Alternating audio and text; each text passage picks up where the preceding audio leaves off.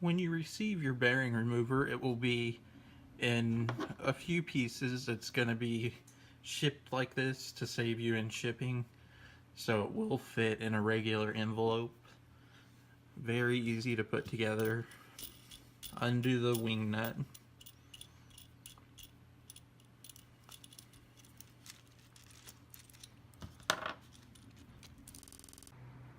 And the metal washer.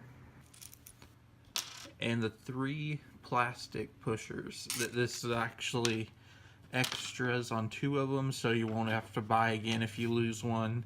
That you only need 1 of these, the other 2 are extras. So we'll go ahead and take 2 of them out. To put it together, just put the bolt into the remover. Very easy. Now it's ready to take apart a bearing.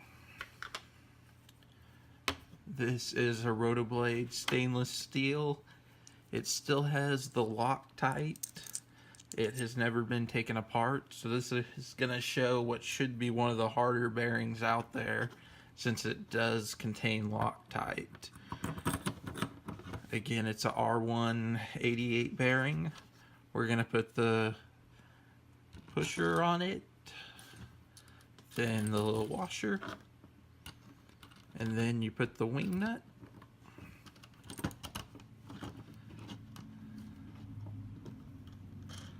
Just spin the wing nut and it will eventually feel tight. Then it may be easier to hold it a little bit like this. You should turn, and right there you hear it pop. That was the Loctite. We no longer have that very tight seal. As you can see, the Rotoblade is bearingless. We just pull out the pusher and the metal washer,